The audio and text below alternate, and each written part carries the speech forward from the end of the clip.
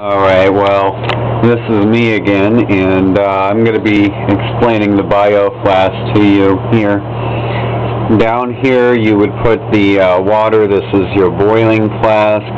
The boiling flask is then attached to the bioflask.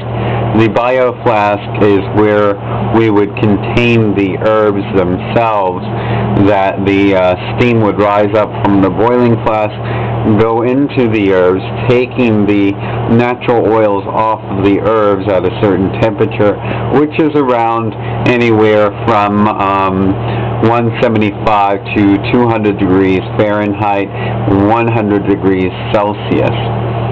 Then going up through here into the distillery head, where we have the thermometer attached to find out how the temperature is doing. Then going down here as a steam being condensed with the cooler liquid being pumped in and out of the outer side, or the outer inside of the condenser. The steam runs in the inside tube, which is then transformed because it's hitting the cooler part of the condenser here. It's transformed back into a liquid, then goes down here and collects into where I normally have my collection flask. The now you were asking me how to get the most oil using the least amount of water. Well, I'm not very clear on this, but according to my research so far, you can have the smaller boiling flask and a larger bioflask.